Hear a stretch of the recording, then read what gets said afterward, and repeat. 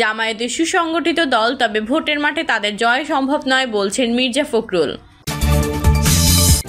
জানাবো বরিশাল ৫ বিএনপির ঘাঁটিতে চোখ রাঙাচ্ছে শায়েখে চরমোনাই। জানাবো সুষ্ঠু ভোট হলে এবার নীরব বিপ্লব ঘটবে ইসলামের, বলছেন রফিকুল ইসলাম খান।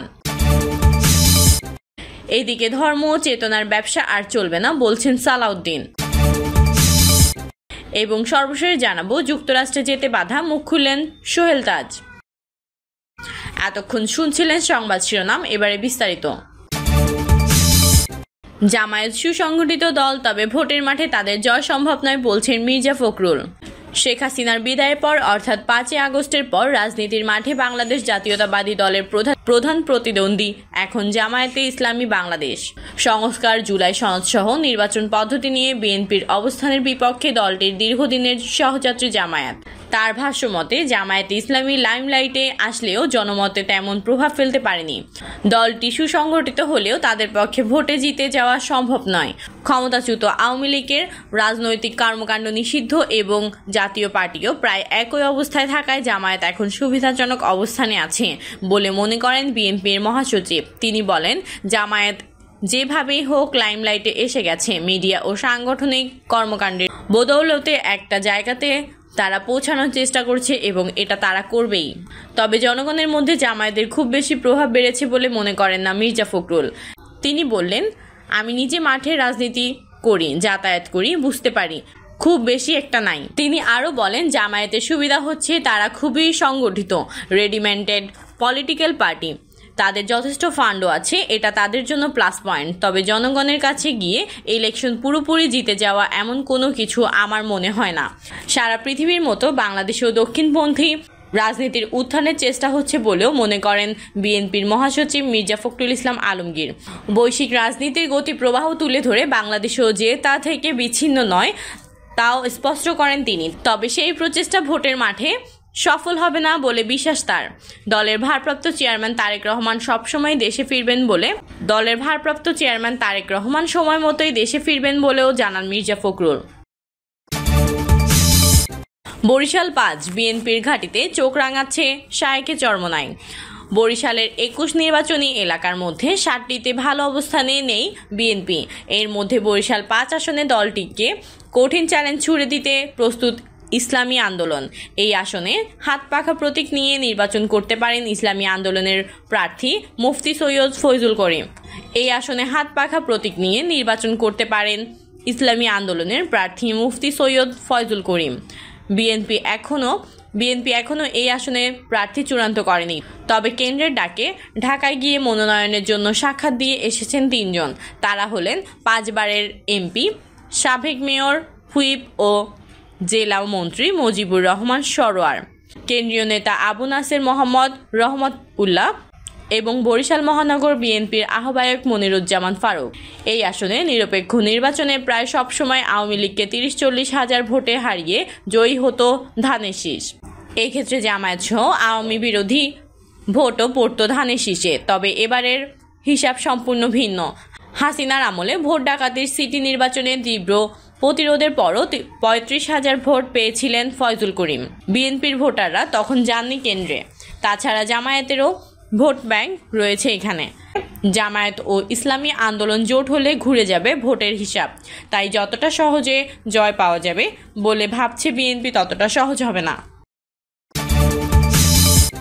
সুষ্ঠু ভোট হলে এবার নীরব বিপ্লব ঘটবে ইসলামের, বলছেন রফিকুল ইসলাম খান। আসন্ন জাতীয় নির্বাচনে ভোটাররা সুষ্ঠুভাবে ভোট দিতে পারলে ইসলামের পক্ষে এক নীরব বিপ্লব ঘটবে বলে মন্তব্য করেছেন বাংলাদেশ জামায়াতে ইসলামীর সহকারী সেক্রেটারি জেনারেল মাওলানা রফিকুল ইসলাম খান। তিনি বলেন, দুর্নীতিতে টানা 5 বছর চ্যাম্পিয়ন হওয়া দল এবার ক্ষমতায় যাওয়ার আগেই পাথর বালু লুটে চ্যাম্পিয়ন। তারা 5ই আগস্টের পরে দেশের মালিক বনে গেছে। সারা দেশে লুটপাট, চাঁদাবাজি, সন্ত্রাসী কারা করছে জনগণ সেটি দেখছে। সন্ত্রাস, চাঁদাবাজ, দুর্নীতিবাজ, লুটপাটকারীদের জনগণ ভোটের মাধ্যমে বয়কট করবে। রফিকুল ইসলাম খান বলেন, আলেমদের ঐক্যের আভাসে পুরো জাতি খুশি হলেও একটি দল খুশি হতে পারেনি। কারণ তারা জানে ইসলামী দলগুলোর ঐক্য হলে জনগণ ইসলামী দলের পক্ষে রায় দেবে, তাদেরকে ঘৃণা ভরে প্রত্যাখ্যান করবে।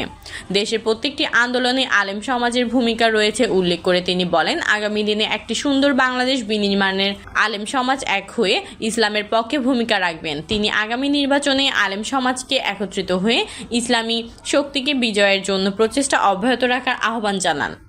যারা ক্ষমতায় গিয়ে জুলাই সনদ বাস্তবায়ন করতে চায়, এখন বাস্তবায়নে তাদের আপত্তি কেন, এমন প্রশ্ন রেখে জামায়াতের সহকারী সেক্রেটারি জেনারেল বলেন, এর মানে হচ্ছে ওই দল আবারও জনগণকে ধোঁকা দেওয়ার রাজনীতি করার চেষ্টা করছে। সব দল জুলাই সনদের আইনি ভিত্তির পক্ষে অবস্থান নিলেও একটি দল বিপক্ষে অবস্থান নিয়েছে। যারা জুলাই সনদের আইনি ভিত্তি দিতে চায় না, তারা জুলাই বিপ্লবকে অস্বীকার করে। জুলাই বিপ্লবকে অস্বীকার করলে আওয়ামী লীগের মতোই পরিণতি ভোগ করতে হবে বলে হুঁশিয়ারি করে রফিকুল ইসলাম খান বলেন, জনগণের প্রত্যাশিত রাজনীতি করতে হবে, নতুবা জনগণ উপযুক্ত জবাব দেবে। জুলাই সনদ আইনি ভিত্তি, পিআর পদ্ধতিতে সংসদের উভয় কক্ষের নির্বাচন, অবাধ, সুষ্ঠু ও গ্রহণযোগ্য নির্বাচনের লক্ষ্যে সকলের জন্য লেভেল প্লেয়িং ফিল্ড নিশ্চিতকরণ, ফ্যাসিস্ট সরকারের জুলুম নির্যাতন, গণহত্যা ও দুর্নীতির বিচার দৃশ্যমান করা।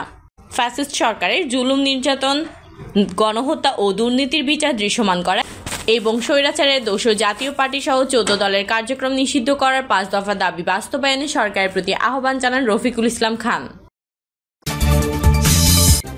ধর্ম ও চেতনার ব্যবসা আর চলবে না বলছেন সালাউদ্দিন।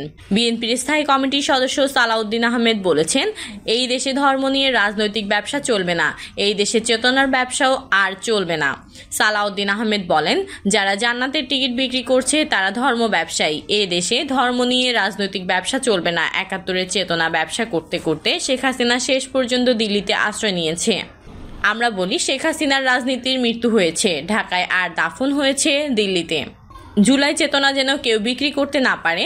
আওয়ামী লীগের আমলে দেশে উন্নয়নের নামে মেঘা দুর্নীতি হয়েছে উল্লেখ করে এই বিএনপির নেতা বলেন, বাংলাদেশে 2009 থেকে 2024 সাল পর্যন্ত বিদেশে পাচার হয়েছে 29,25,000 কোটি টাকা, 2,80,000 কোটি টাকা লুটপাট হয়েছে। মেঘা প্রকল্পের নামে মেঘা দুর্নীতি হয়েছে। বাংলাদেশে লোনের একটি সংস্কৃতি গড়ে উঠেছিল। ব্যাংকগুলোতে দেউলিয়া করে দেওয়া হয়েছে। 10,000 কোটি টাকার পদ্মা সেতু প্রকল্প 40,000 কোটি টাকায় সম্পন্ন হয়েছে। দেশের মানুষ এখন নির্বাচনের জন্য অধীর আগ্রহে অপেক্ষা করছে বলে মনে করেন সালাউদ্দিন। অনেক রক্ত ও ত্যাগের মধ্য দিয়ে গণতন্ত্র মুক্ত হয়েছে। এখন আমাদের একটাই লক্ষ্য, দেশ সুষ্ঠু, অবাধ, নিরপেক্ষ একটি নির্বাচনের মধ্য দিয়ে একটি গণতান্ত্রিক কাঠামো তৈরি করা। আমরা সেই লক্ষ্যে এগিয়ে যাচ্ছি। আমরা এখনো প্রতিনিয়ত সংগ্রামের মধ্য দিয়ে যাচ্ছি। কেউ কেউ বলছে সংস্কার না হলে নির্বাচন হবে না, এটা না হলে ওটা না হলে নির্বাচন হবে না, কিন্তু দেশের মানুষ নির্বাচনের জন্য প্রস্তুত। তিনি বলেন, ভাষণে আর আশ্বাসে আমরা সীমাবদ্ধ থাকব না। আমরা ভাষণের সংস্কৃতি থেকে বেরিয়ে আসব। মানুষ এখন ভাষণ আর শোষণের সংস্কৃতি বিশ্বাস করে না। আমাদের বিরুদ্ধে সোশ্যাল মিডিয়া অপপ্রচার চালানো হচ্ছে। মিস ইনফরমেশনের জবাব দিতে হবে। নেতাকর্মীদেরকে সোশ্যাল মিডিয়ায় অ্যাক্টিভ থাকতে হবে। অপতথ্য এবং মিথ্যা অপপ্রচার দিয়ে কেউ যেন জনসাধারণকে বিভ্রান্ত করতে না পারে। তরুণ বন্ধুদের সোচ্চার থাকতে হবে। যুক্তরাষ্ট্রে যেতে বাধা, মুখ খুললেন সোহেল তাজ। যুক্তরাষ্ট্রে যাওয়ার পথে হযরত শাহজালাল আন্তর্জাতিক বিমানবন্দরে সাবেক স্বরাষ্ট্র প্রতিমন্ত্রী সোহেল তাজকে আটকে দেওয়া হয়েছে। গত বুধবার ইমিগ্রেশন থেকে তাকে ফিরিয়ে দেওয়া হয়। মাঝখানে কয়েকদিন অতিবাহিত হলেও গতকাল শুক্রবার বিষয়টি গণমাধ্যমে প্রকাশ পেয়েছে। এবার এই ইস্যুতে মুখ খুললেন তাজউদ্দিন পুত্র। এই ঘটনায় বিস্ময় প্রকাশ করে তিনি বলেন, আমি খুব অবাক হয়েছি। বিষয়টি নিয়ে আমি যথাযথ কর্তৃপক্ষের সঙ্গে যোগাযোগ করছি। আগামীকালকের আগে আমি কিছু বলতে পারবো না। আগামীকাল সবকিছু জানতে পারবো। আশা করছি সব ঠিক হয়ে যাবে। এদিকে হযরত শাহজালাল আন্তর্জাতিক বিমানবন্দরের এসএস কর্তৃপক্ষ জানিয়েছে, ভ্রমণরোধ থাকায় সোহেল তাজ দেশ ত্যাগ করতে পারেননি। আওয়ামী লীগ সরকারের আমলে 2001 সালের নির্বাচনে গাজীপুর 4 থেকে জাতীয় সংসদ সদস্য নির্বাচিত হন সোহেল তাজ। 2008 সালে একই আসন থেকে পুনরায় সংসদ সদস্য হিসেবে নির্বাচিত হন। 2009 সালের 6 জানুয়ারি আওয়ামী লীগ নেতৃত্বাধীন মন্ত্রিসভায় স্বরাষ্ট্র প্রতিমন্ত্রীর দায়িত্ব পান সোহেল তাজ। একই বছরের 31 মে মন্ত্রিসভা থেকে ব্যক্তিগত কারণ দেখিয়ে পদত্যাগ করেন তিনি। 2012 সালে 23 এপ্রিল সংসদ সদস্য পদ থেকে পদত্যাগ করেন সোহেল তাজ। তবে প্রক্রিয়াগত ভিত্তিতে এটি তখন গ্রহণ না করা হলে 7 জুলাই আবারও পদত্যাগপত্র পেশ করলে তা গৃহীত হয়। পরে তিনি অভিযোগ করেন তার পথে নানা রকম বাধা সৃষ্টি করা হচ্ছে এবং তার নির্দেশনা অমান্য করা হচ্ছে। এসব কারণেই তার পদত্যাগের সিদ্ধান্ত। প্রিয় দর্শক, এই ছিল সর্বশেষ সংবাদ আপডেট। সব সংবাদ পেতে চ্যানেলটি সাবস্ক্রাইব করে বেল আইকনটি ক্লিক করে রাখুন। কমেন্টে আপনার মতামত জানিয়ে আমাদের সাথে থাকুন। ধন্যবাদ।